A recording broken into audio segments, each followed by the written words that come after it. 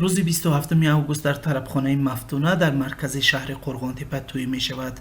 عروس و داماد مرجانه و سیچا دو ساکن ناحیه باختر عقد نکاح می بندند. برای این طوی یک سخنرانی سیچا در نزد پرزیدنت سبب شد. روز 16 اوگوست پرزیدنت امامعلی رحمان مهمان جماعت دهاتی زرگری ناحیه باختر بود. لحظه ای که او در ملاقات با فعالان و ساکنان محلی در منبری پر از گل نشسته بود، آموزگار جوان فن تاریخ در مکتب 39 ناحیه باختر سیچا اسراروی 23 ساله نزد میکروفون آمد. او گفت خوشبخت است که میتواند روبرو با پرزیدنت صحبت کند، برای زحمت‌هایش در رشد ساحه معارف و تربیت نسل جوان تشکر کند. مقامات ناحیه باختر به رادیو آزادی گفتند که بعد این ملاقات پرزیدنت از آنها خواسته است که در آیله‌دار کردن آموزگار جوان مساعدت کنند. خود سیچا گفت همان لحظه خیلی هیجان زده بود. در یک صحبتش با رادیو آزادی او گفت این ملاقات برایش فراموش نشدنی شد. کم ترک در هیجان نه، ولی که از عهده برآمدم، خوب برآمدم. بعدی برآمد از کار و فعالیتم محترم جناب عالی خبردار شدن و البته که در سوال جواب دادم و بعدا پرسیدن که آیله‌دار هستی؟ من گفتم که نه. بارش مخصوص حکومت باختر دادن، رئیس گفتن که همین بشر طولی یک هفته تا عرفه استقلالیت توی یک زمین بود میتونی.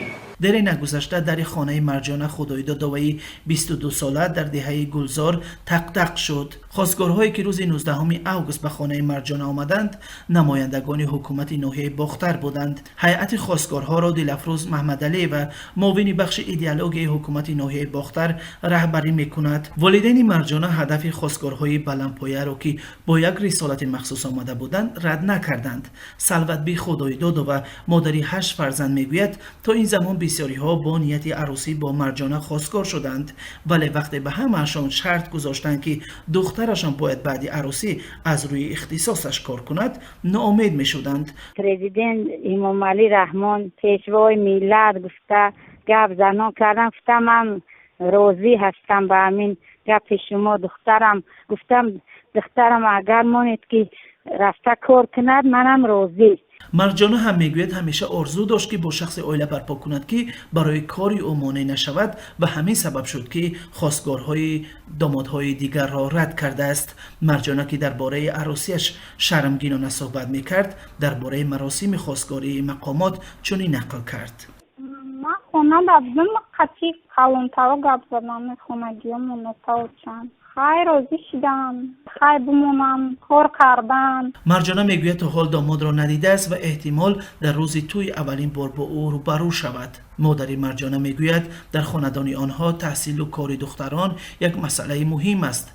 2 فرزند کلانی و دامادی او طبیبی دیپلمدار هستند، یک دخترش طبیبی زنانه و مرجانه همشیره شفقت. امروز رفتیم به عروس صندوق قالین دینکه و گرفتیم اومده. دعا میکنم که خدا همین 2 نوجوان را بخت سفید، صحتی، سلامتی آرزو دارم که در آینده به خلقمان خدمت کنند.